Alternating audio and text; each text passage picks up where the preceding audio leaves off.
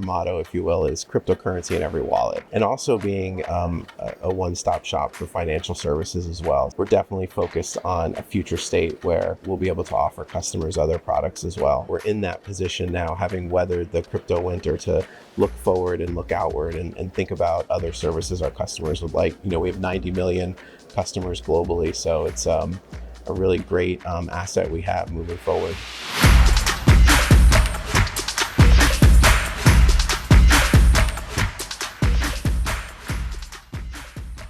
Where did the idea for Crypto.com come from?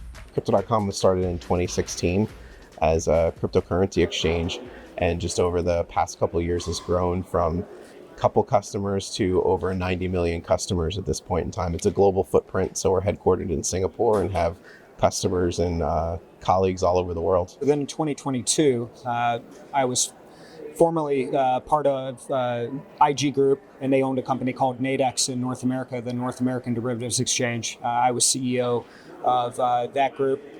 Crypto.com bought us in March of 2022, rolled us under the Crypto.com umbrella. So now we are formally known as Crypto.com Derivatives North America, which houses all of our regulated derivatives trading in North America. What does having a regulated FCM do for you? So we still have those contract types. For the better part of 15 years, NADEX, our specialty, was really the short-term derivatives, binary options as they're frequently called. It was a very natural fit in taking that contract structure and overlaying crypto on top of it. So we currently offer fully collateralized trading in 10 different crypto contracts on the exchange. A next step, natural progression from there, is using that DCM DCO, modifying the way it operates and allowing for margin trading in addition to the fully collateralized trading that we currently offer.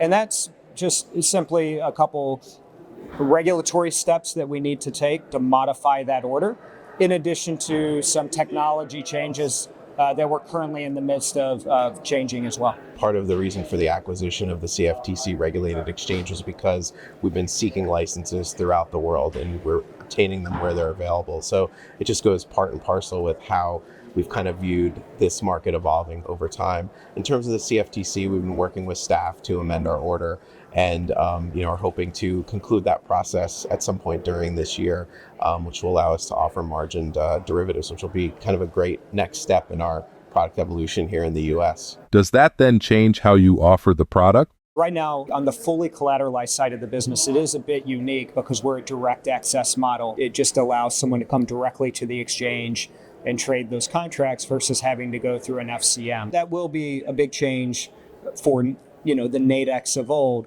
but it would look and feel very similar to what you see at other exchanges in the marketplace right now.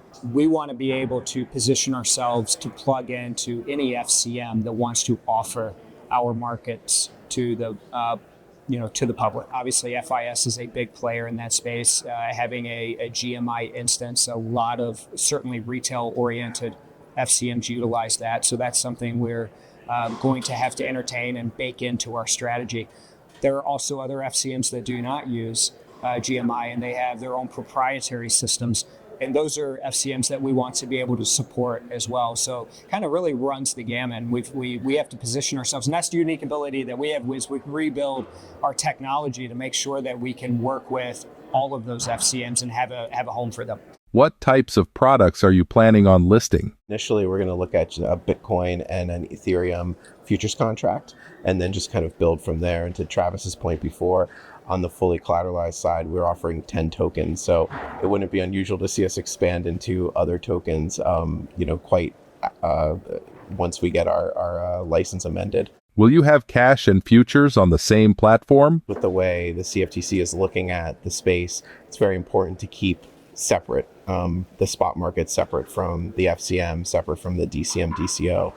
You saw that come out in the recent binomial order, where there was a kind of a large piece of the order, and then the statements of the commissioners were talking about conflicts of interest. So we're very aware of that and want to navigate that accordingly. What are some of the challenges of getting this up and running? Just making sure we stay engaged with the regulator and move it forward at a good pace, and we're doing that. We've done that, and that's really really, what we've told staff from the beginning, told the chairman of the CFTC, is we're, ready, willing, and able. We're engaged to work through it and kind of have that order amended so we can move forward with our future product slate.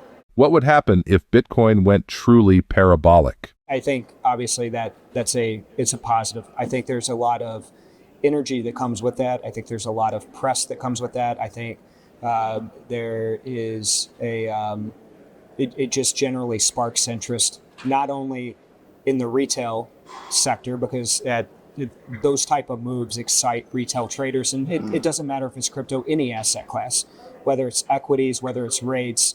Retail gets interested when they see moves to where they can find yield. But it also excites the institutional investor as well. So I think as we see, or if we were to see a parabolic move like that, is it good for the industry? It's absolutely good for the industry. I think you see more players start to come into the space, both retail and institution. I think you see more money come into the space, which more people start to build. And I think by and large, this system itself starts to, in essence, kind of feed off of itself and grow. So I think that's going to be, interesting to see over the next 12 to 24 months. Where this recent run that we've seen, how much does it have behind it, and where does it take us from here? It's exciting.